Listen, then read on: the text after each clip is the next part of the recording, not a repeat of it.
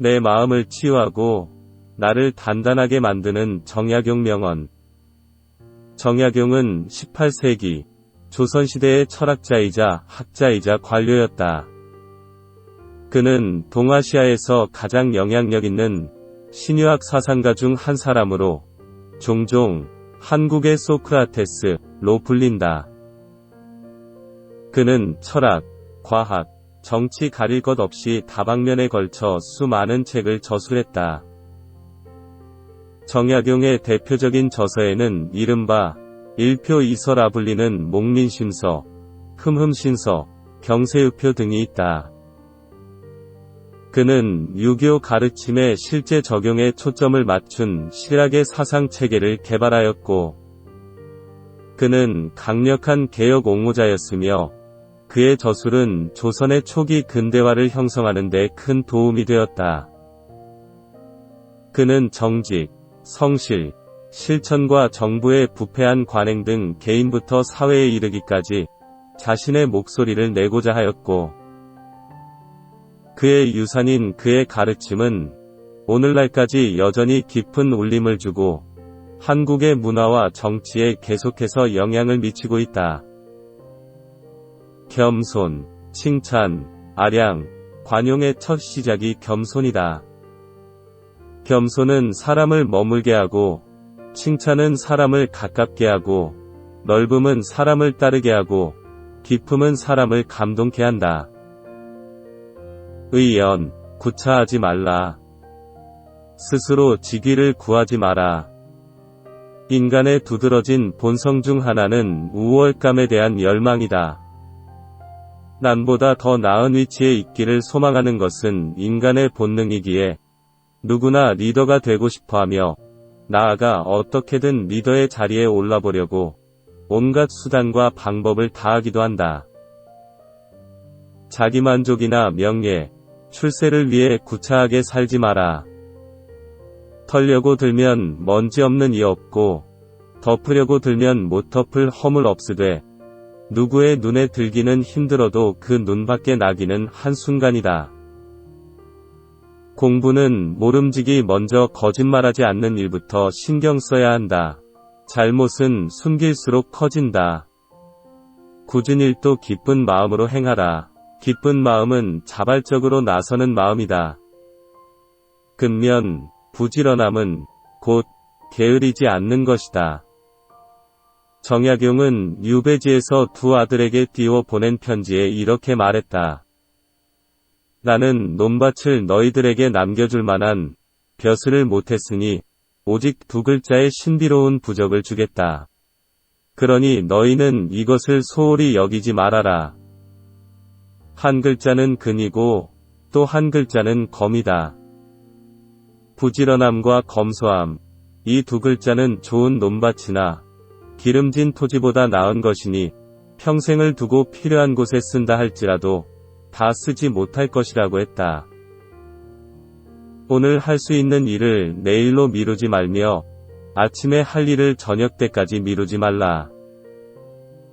맑은 날에 해야 할 일을 비 오는 날까지 끌지 말며 비 오는 날에 해야 할 일을 날이 갤 때까지 늦추어서는 안 된다.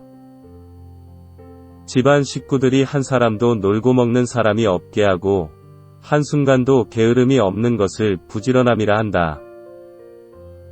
검소, 절약하는 마음이 청렴이고 만물을 사랑하게 되는 근본이다. 백성을 사랑하는 근본은 재물을 절약해 쓰는 데 있고 전룡하는 근본은 검소한 데 있다.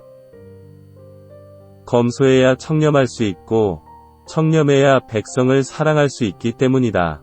그러므로 검소하게 하는 것은 목민관이 된 자가 가장 먼저 힘써야 할 일이다. 한 벌의 옷을 만들 때마다 이 옷을 먼 훗날까지 입을 수 있는지 헤아려 보라. 가는 배로 만들면 머지않아 헤어지고 말 테니 질박한 천으로 만들어 입어라. 음식도 목숨을 이어가면 그것으로 족한 줄 알 거라. 맛있고 기름진 음식을 탐하면 결국 변소에 가서 대변 보는 일에 정력을 소모할 뿐이다.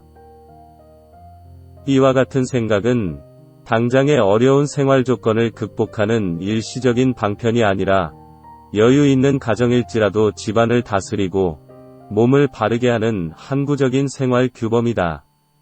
그러니 가슴 깊이 새겨두라고 거듭 당부한다.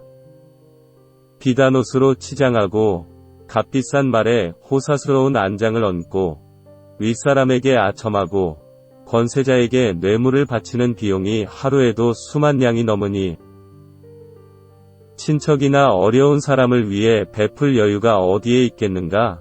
그러므로 절약해서 쓰는 것이야말로 즐겁게 베푸는 것의 근본이다. 베품, 나누려는 마음이 곧 내 영원한 보석이다. 절약하되 널리 베풀어라. 남에게 베푸는 것만큼 보람있는 일도 없다. 절약하기만 할 뿐 널리 베풀지 않으면 가까운 사람도 멀어지게 된다. 재물을 비밀스레 간직하는 것은 베품만 한 것이 없다.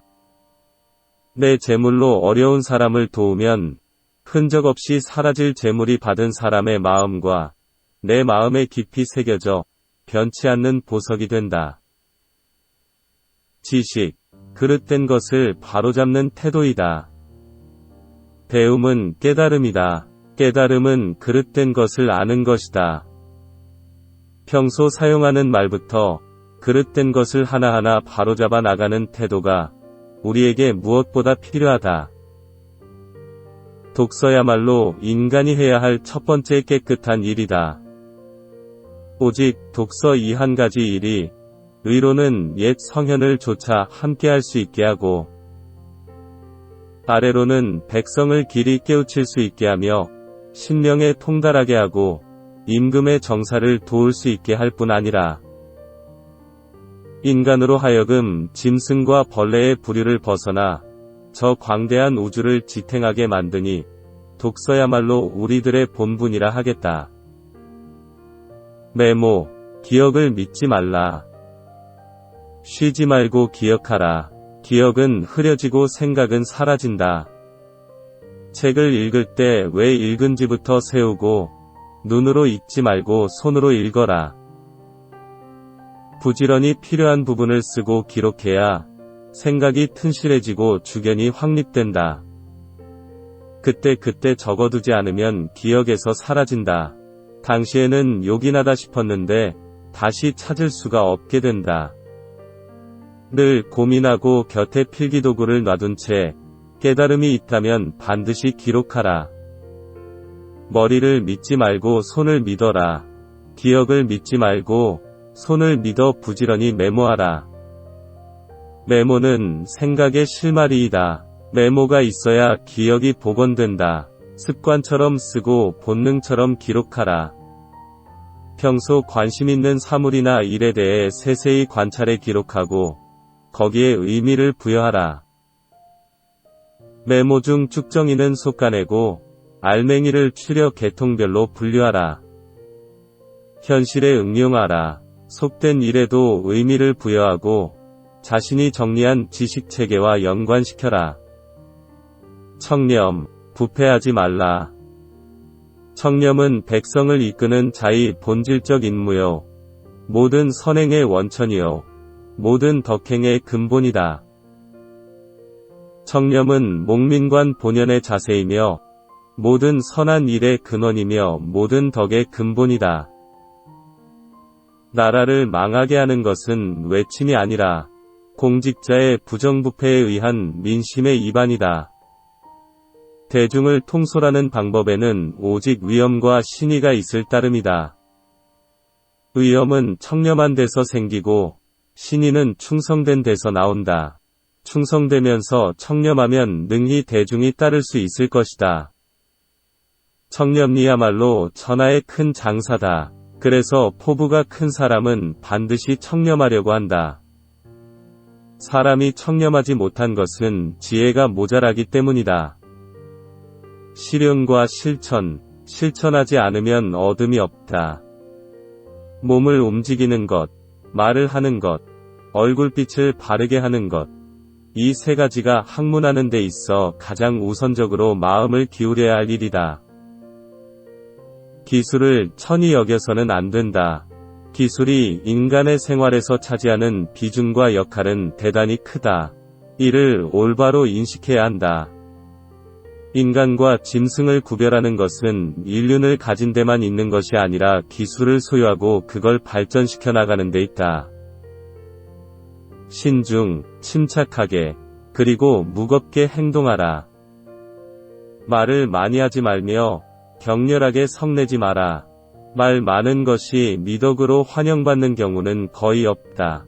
호랑이 입보다 사람의 입이 더 무섭다. 보리밥 뻣뻣하여 맛없다 하지 마라. 앞마을에서는 불도 못 대고 있으니 삼배옷 거칠다고 말하지 마라. 헐벗은 자들은 그것도 없어 붉은 살이 보인다. 다사는 평소, 노즉수, 세 글자를 좌우명으로 삼아야 한다고 말했다. 노즉수란 화가 날지라도 분노를 드러내지 않고 억제하여 마음속에 가둬둔다는 뜻이다.